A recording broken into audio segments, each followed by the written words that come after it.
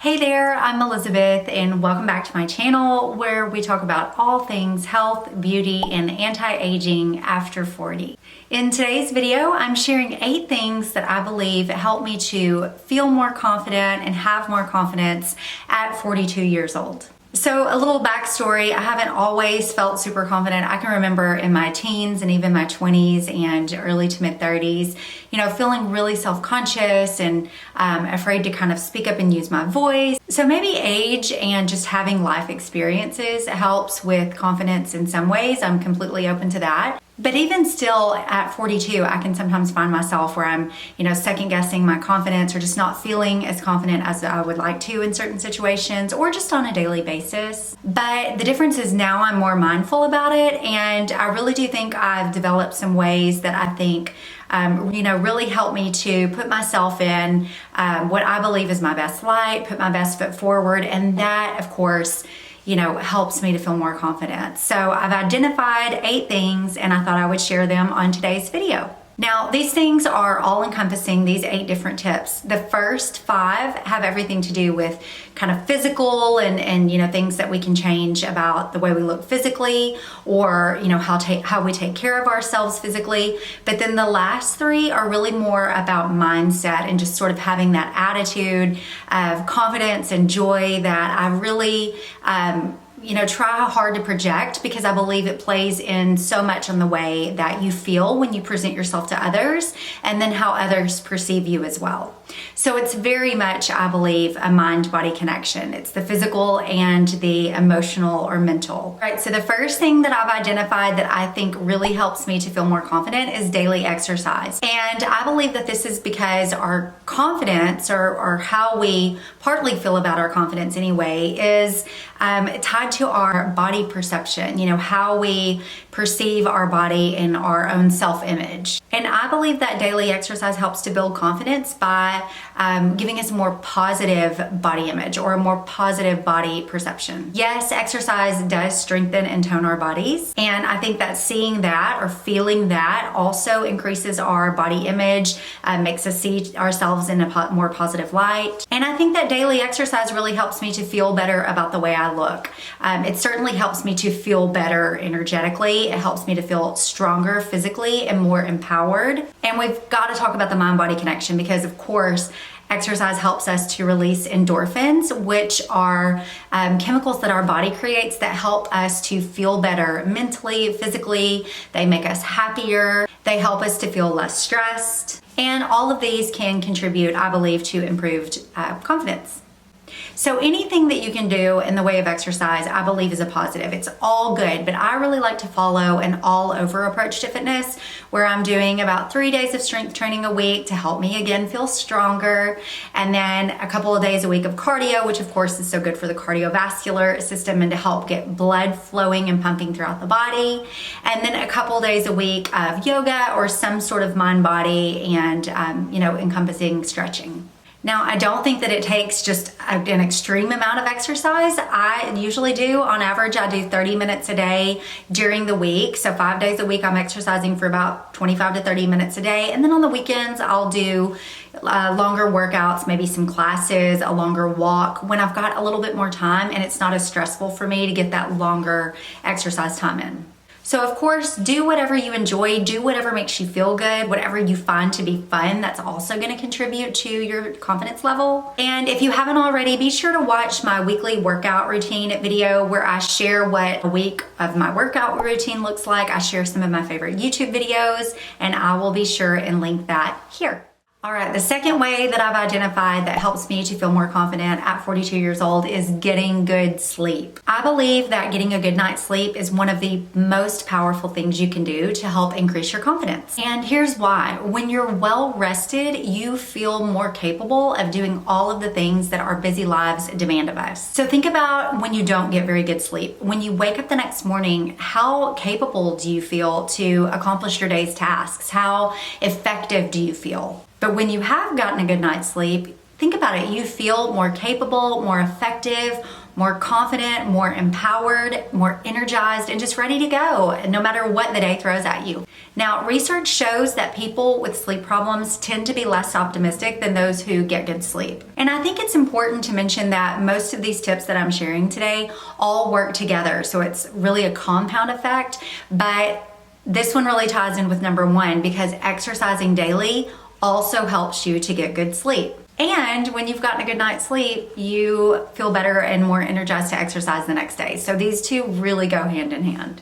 So if you haven't already, be sure and go back and watch my How to Get Better Sleep video where I share the importance of a good nighttime routine and even share my own nighttime routine that helps me to consistently get good sleep. And I'll link that here.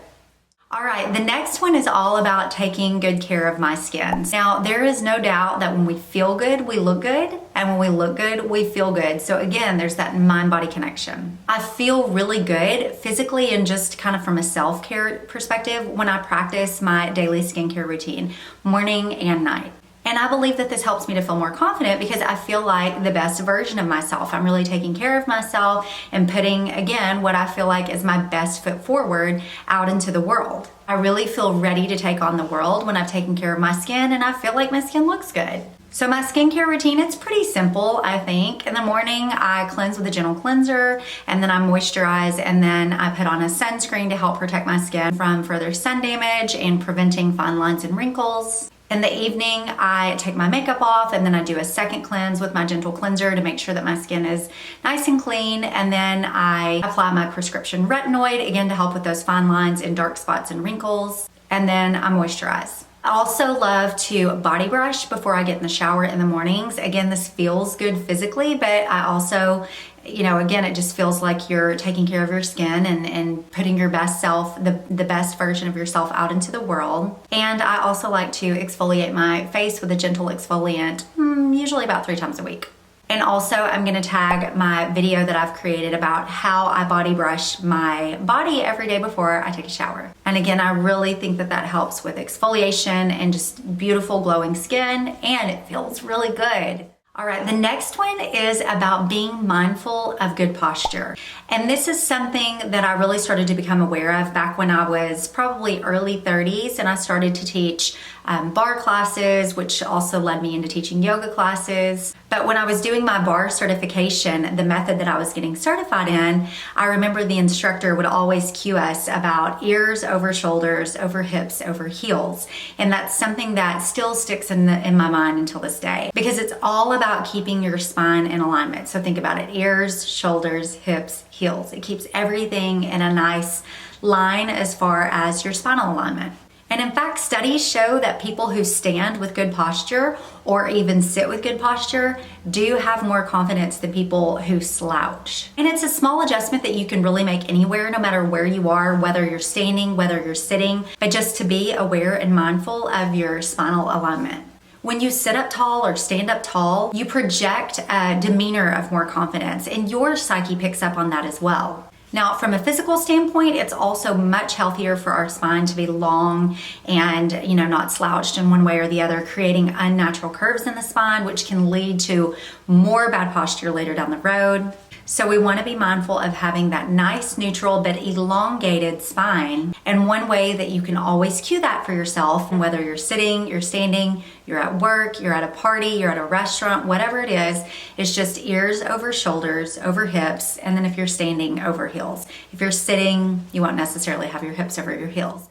Okay, the next one is all about remembering to laugh and smile more. When we laugh, our bodies are triggered to release endorphins, which are those hormones that help us to feel happy and positive and feel really good. And they also boost self-esteem and help us to keep a positive mindset. So when I catch myself feeling maybe less than happy or less than confident, I'll try to find some way to make myself laugh or smile. So, I've been known to look at cute puppy videos on Instagram. I might just smile at a stranger if I'm out and about in a store. I might call up a friend and find something, funny to talk about that we can both get a good laugh out of. But there's always a way to turn it around. And I also feel like I look more approachable when I'm smiling or laughing. I think all of us are. And it's much easier for others to approach us when we have a smile on our face rather than like a scowl. Think how unapproachable you look with a scowl on your face. So something that I've really been trying to focus on more is finding humor in all things and not taking myself or just taking life too seriously. Because really, none of it is that serious, and it's a lot more fun when we can find humor in everything. All right, the next one is being mindful of my words. So the words we use every day have a profound impact and can affect all of our relationships, including relationships with other people and also relationships with ourselves. So in this tip, I'm talking about being mindful with words in conversation that I use with other people, and then also the words that I use when speaking to myself. So I'm really trying to live more by the philosophy of if it's not constructive or, if I'm not contributing in a positive way, either to other people or to myself, then I just don't say it. So if I catch myself speaking to myself in a way that's less than positive, if it's something like, oh, that was so stupid, Elizabeth, or I just feel, so ugly today, or whatever it is, then I really try to catch myself, number one, and then rephrase that. Like, it's okay, you'll know how to do it differently next time after this. Or, okay, here's some steps that I could take to feel better about myself and feel more confident today. So I try to shift the phrase and re-say it in a way that's positive and constructive. Positive self-talk is a really powerful tool for creating more self-confidence, and it's something that we can learn to utilize and harness so that we can use it for good. Also, children hear us when we speak to ourselves negatively, and it teaches them to do the same thing. And one more thing I want to say on this topic is something that I really try to do on a daily basis as well, and that is when I see something beautiful in someone, I try to remember to speak it. So that could be like if I'm talking to someone and they have on a really beautiful color that looks amazing on them, I tell them. If somebody says something that I find to be really inspiring or insightful, then I'll tell them, hey, thanks for that. That really impacted me positively today. Or if someone's hair looks fantastic, or I notice that their skin is glowing, or they say something really funny, I just try to always, when I see something beautiful, and if we're looking for beauty, we tend to see it more, but when I do see something beautiful in someone, I try to always remember to tell them. Because I want to lift everyone up around me, not just myself, but everyone. And I think of that phrase, if you've ever heard it before, be a fountain and not a drain. And that's something that I really like to live by, and I think it makes me to feel better, and I think it makes me feel more confident. So the next one is about practicing gratitude daily. And if you think about it, people who are confident, they feel good about themselves. And practicing gratitude daily helps us to feel good about ourselves. Because a gratitude practice involves not just appreciating others, but also appreciating all of our own qualities and attributes and abilities. We're more able to see and recognize and appreciate all that's good around us and within us with a daily gratitude practice, which in turn helps us to feel better about ourselves and leads to greater self-confidence. See how that works? So there's a few different ways I like to do this. Sometimes in the morning, I like to think of 3 things that I'm really grateful for that happened. I like to keep it within the last 24 hours so that it's something that's really fresh, and it can be anything, just whatever comes to mind. And then I also think it's really important to teach my daughters gratitude. So one of my favorite things to do with them is when we sit down to eat dinner as a family, I'll have them each name one thing that they're grateful for that happened that day. And it can't be vague like, I'm grateful for my friends. It has to be like, well, what did your friends do? Or what did they say? Or how did they make you feel that you're grateful for? The last thing I want to say about gratitude is I think it's also really important, and part of a gratitude practice also includes realizing that the challenges that we face on a daily basis are opportunities. They're opportunities for us to learn and grow and do better and get better. And so it's really important for us to appreciate those as well. And I think that when you shift that perspective, that helps you even go deeper into gratitude. So it's not just like, why did this happen to me? Instead, it's like, okay, I'm thankful that this happened to me because from it, I was able to blank, or I was able to learn blank. All right, and the last one is pushing myself regularly outside of my comfort zone, which is something that I used to be so afraid of, any kind of change or anything that made me feel uncomfortable. And again, this is one that probably, we get better at with age and experience. But about 10 years ago, I got really involved in personal development and personal growth and reading a lot of books around that and listening to podcasts. And I had some really great mentors in that space as well. And what I've learned and what I really try to do now is to push myself regularly outside of my comfort zone. And I really love to do that now. And not really because it's fun, because usually it isn't, but I know when I get to the other side of it, I'm gonna have learned something amazing, or I'm gonna feel like I grew so much and, came to the next version, the next level of myself. And I think that that really has contributed to more self-confidence. And now I don't like it when I've gone too long without being uncomfortable. I start to feel stagnant. And I really do believe that being more confident has everything to do with having a growth mindset. So wrapping up this conversation around, confidence and how to have more of it, I think one important thing to note is that there are steps we can take if we want to increase our confidence. Confidence isn't one of those things that you're either born with or you're not, and that's what you're stuck with for the rest of the life. I really think that it's, kind of a muscle that you can build and flex and gain more of as you learn and grow. And we can proactively build it by developing more self-awareness and taking action in different ways to build it.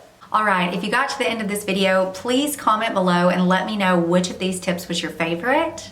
Or if you have a tip of your own that you feel like helped you gain more confidence, or something that you do every day that helps you to feel more confident, please share it in the comments below as well. We'd all love to hear it. I know we could all benefit from hearing each other's experiences. So be sure to check out these other videos that I think you might enjoy around health, beauty, and anti-aging after 40. As always, thank you so much for watching, and I can't wait to see you next week. Bye.